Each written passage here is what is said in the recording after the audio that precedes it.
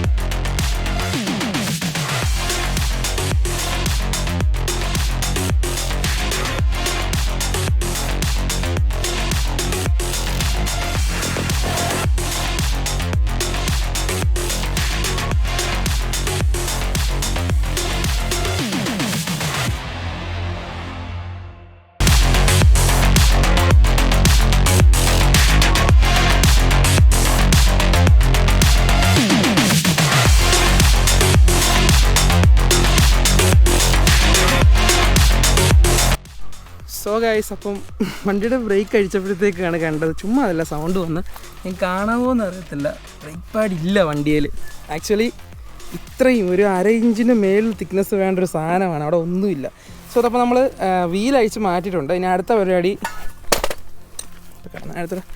Just ഒന്ന് bonnet open ചെയ്യുക. Open ചെയ്ത ശേഷം ഇതാണ് നമ്മുടെ ബ്രേക്ക് ഫ്ലൂയിഡിൻ്റെ റിസർവെയർ ക്യാന്. അത് ജസ്റ്റ് ഒന്ന് തുറന്നിടണം കേട്ടോ. നമുക്ക് ജസ്റ്റ് ഒന്ന് തുറന്ന് വെക്കുക. ഓക്കെ, ഇനി അടുത്ത പരിപാടി നമുക്ക് താഴെ കണ്ടല്ലോ, ഇതിനി കാലിപ്പർ ഊഴണം. കാലിപ്പർ ഊരാനായിട്ട് വരുന്നതെന്ന് പറഞ്ഞു കഴിഞ്ഞാൽ ഇവിടെ താഴെ ഇങ്ങേ സൈഡിലാണ് അതിൻ്റെ നട്ട് വരുന്നത്. ഇത് അഴിച്ച് കഴിഞ്ഞാൽ നമുക്ക് ഫുൾ സിസ്റ്റം അങ്ങനെ പൊക്കിയെടുക്കാം. അപ്പോൾ നമുക്കത് അഴിച്ചിട്ട് ഞാൻ കാണിച്ചു തരാം. ഈ 12-ൻ്റെ നട്ട് നമ്മൾ അഴിക്കണം കേട്ടോ അതിന്.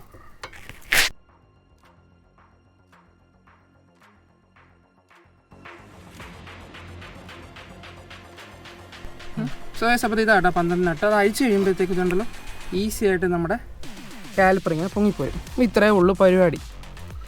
അടുത്ത് നമ്മുടെ ബ്രേക്ക് പാഡ് എടുത്ത് മാറണം അതിനകത്തുനിന്ന്. അപ്പോൾ അതാണ് പരിപാടി. അപ്പോൾ ഞാൻ കാണിച്ചു തരാം.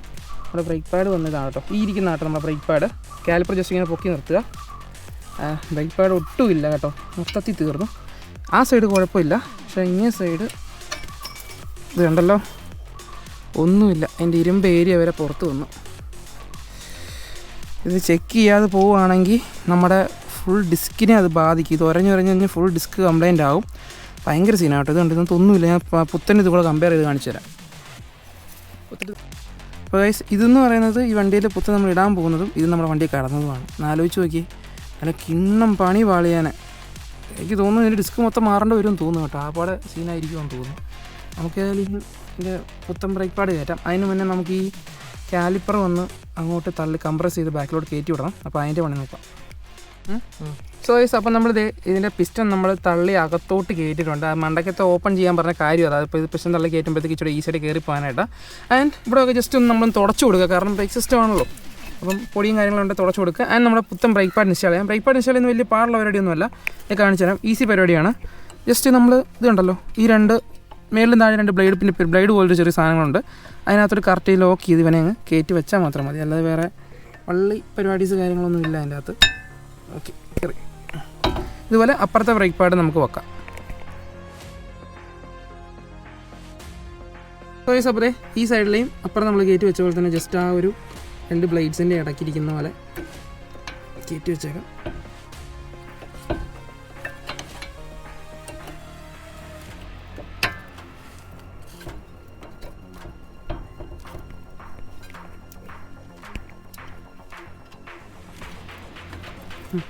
ഓക്കെ, നമ്മുടെ ബ്രേക്ക് പാഡ് രണ്ടെണ്ണം കയറ്റി വെച്ചിട്ടുണ്ട്.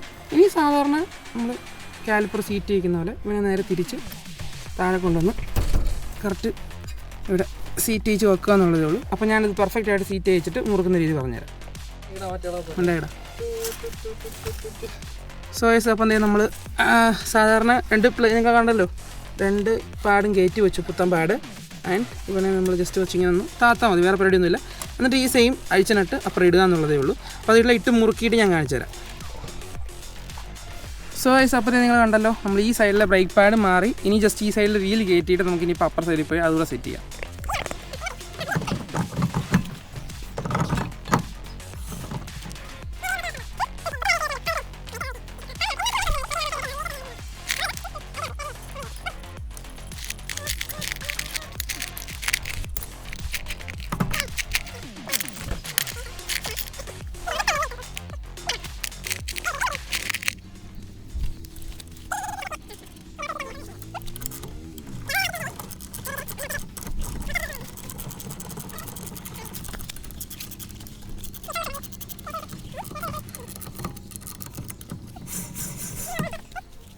അപ്പോൾ നമ്മൾ ഈ സൈഡിൽ വീൽ ചെയ്തിട്ടുണ്ട്. ഇനി ജാക്കിയിൽ നിന്ന് ഇറക്കിയിട്ട് ഇത് ഫുള്ള് ടൈറ്റ് ചെയ്തിട്ട് അങ്ങനെ സൈഡിലെ സെയിം പ്രോസസ്സ് നമുക്ക് ചെയ്യാം.